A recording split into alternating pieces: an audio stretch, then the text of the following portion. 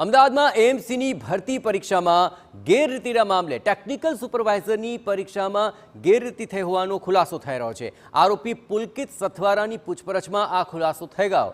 પુલકિત અને તેના મિત્રોએ 88 લાખની કિંમતનું એક ઝીંગાનું ફોર્મ ભર્યું હતું। ઝીંગાના ફાર્મ માલિકે અહીં સોદો રદ કરવા પોલીસની અંદર અરજી કરી હતી। મિત્રોને રૂપિયા અપાવવાના બાકી હોવાથી તેમણે આ કૃત્ય આચર્યું હોવાની વિગતો મળી છે। પુલકિતે તેના 12 જેટલા મિત્રોને રૂપિયા આપવાના બાકી હતા। પુલકિતે 3 ઉમેદવારો પાસેથી 8 લાખની રકમ પણ નક્કી કરી હતી અને પુલકિત સથવારા 12 વર્ષથી પરીક્ષા લેતો હતો।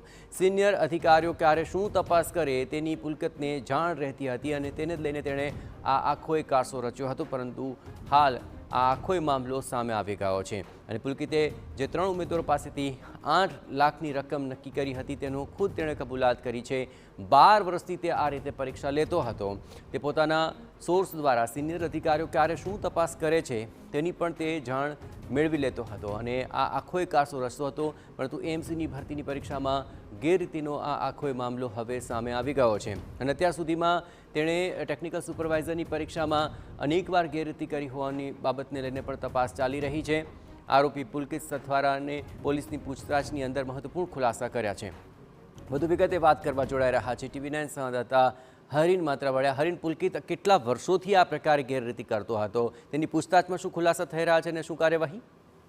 બિલકુલ, જે રીતે કારંજ પોલીસ મથકમાં સમગ્ર મામલે ફરિયાદ નોંધાઈ છે ને આરોપી જે છે પુલકિત તેણે 3 ઉમેદવારો પાસેથી અંદાજિત 5 થી 8 લાખ સુધીની રકમ નક્કી કરી હતી અને પુલકિત સથવારા છે તેને ખ્યાલ હતો કે તેમના સિનિયર અધિકારીઓ ક્યારે રિઝલ્ટ જોતા હોય છે અથવા તો ડોક્યુમેન્ટ તપાસતા હોય છે, એટલે તેણે આ પરીક્ષામાં ગેરરીતિ આચરી હતી અને તે 12 વર્ષથી પરીક્ષા લેતો હોવાનું પણ સામે આવ્યું છે। મહત્વનું છે કે પોલીસની પૂછપરછમાં એવું પણ સામે આવ્યું છે કે પુલકિત અને તેના મિત્રોએ છે નર સરોવર પાસે ઝીંગાનું ફાર્મ હાઉસ ખરીદ્યું હતું। જો કે તેની તમામ રકમ છે એટલે કે અંદાજિત 88 લાખ રૂપિયા જેટલી રકમ છે તે રોકડાથી આપ્યા હતા।